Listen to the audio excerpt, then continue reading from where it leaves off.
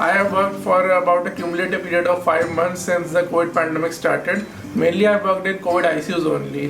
In ICU, the patient does not get discharged. Either the patient expires or is shifted to a ward. And in ICUs, prognosticating the patient attendance is also a vital part of the job. There are many hardships that healthcare workers face while working in COVID ICU and wards. For example, the PPE which we wear, in that we suffer dehydration, sweating, and the duty hours are also not fixed for the healthcare workers. For example, if today there is a duty of 8 a.m. to 2 p.m., then tomorrow we will have an afternoon or a night shift. So the sleep cycle also get altered for us, and we get an off for about 175 or 6 days only. So this time when I was posted in COVID ward, the experience is something different. Like what you can experience from a COVID ward, you cannot experience that from the outside. The patients who are admitted in the COVID ward, like you can feel their fear of the COVID, fear of the disease, the fear of impending death, the fear of losing the near ones. So these things you can experience from inside. So like in a COVID ward, what was different is that when a patient get admitted for some other disease, the patients, normally the attender also be with him. But during the COVID disease, we do not allow attenders to be with the patients. So it is very difficult for us also. Like for the need of the patient, like the patient needs something, so they have to communicate to the healthcare worker directly. In this situation, what helped us was some other healthcare staffs which were introduced specially for COVID, like the multitasking staff. These people take care of the small needs of the patient, they delivered food to them. So these MTS staff, they became very useful for us also and for the patients also. And another thing which was challenging for us is to the communication of the prognosis of the patient to the near ones. Because as no near one is there, it is very difficult for us to communicate the prognosis to them. In that case, the most of the cases it is over phone. But what happens, some patients are there who don't have phone, who don't have any measure to communicate. So in these cases, it became very difficult. Basically, my experience with ward is like you always have to be on your toes. Anything can happen anytime, and all the patients have very different demand. Like some patients have issue with the room temperature, it's too high or it's too low. Some have issue with the quality of food. Someone do not like. Someone needs help in using the washroom, and at the same time there are patients who need oxygen support, who are deteriorating minute by minute, and we are putting all the efforts to help them, save them. When a patient comes and stays for a few days, we get bond to them, listening to their stories. Everyone have a very different inspirational stories, and most of the patients recover on time, and when they go home, we feel very happy for them, and they are also very excited to go back.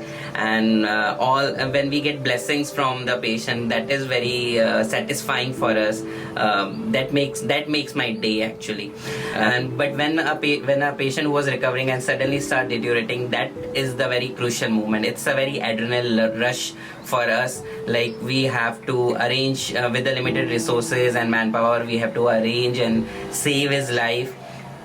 And when the person dies, it's a very sad and disheartening moment for us. Generally, if I'm in the evening shift, I don't even feel like having dinner. That's a very sad thing I feel.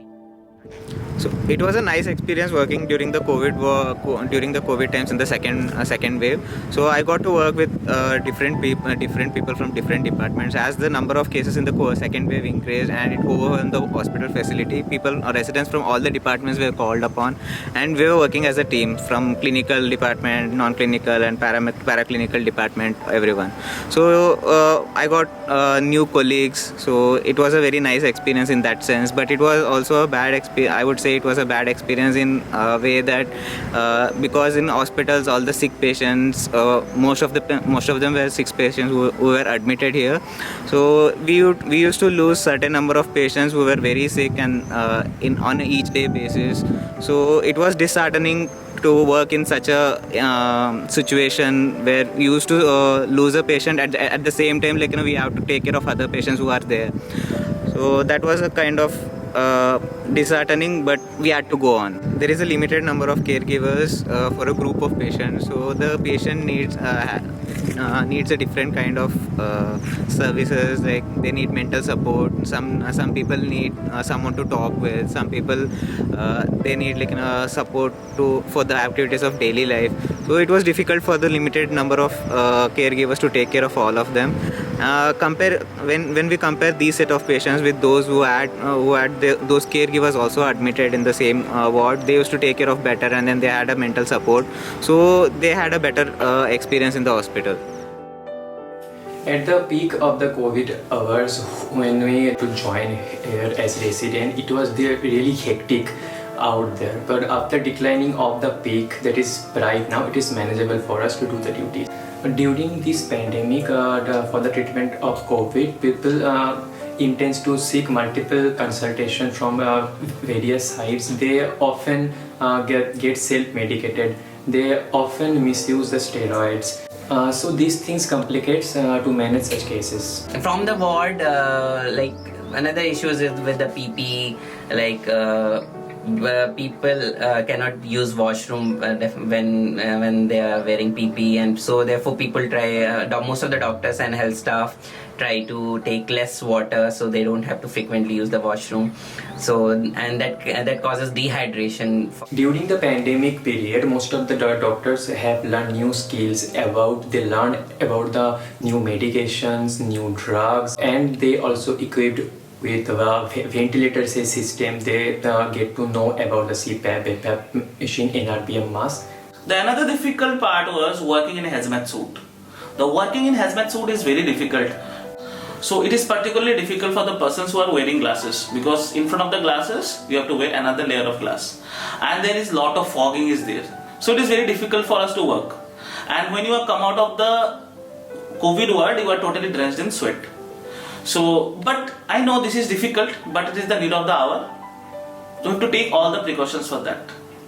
This is my personal experience. I have seen most of the patient got anxious and get so much stressed, and for this the thing they get restless.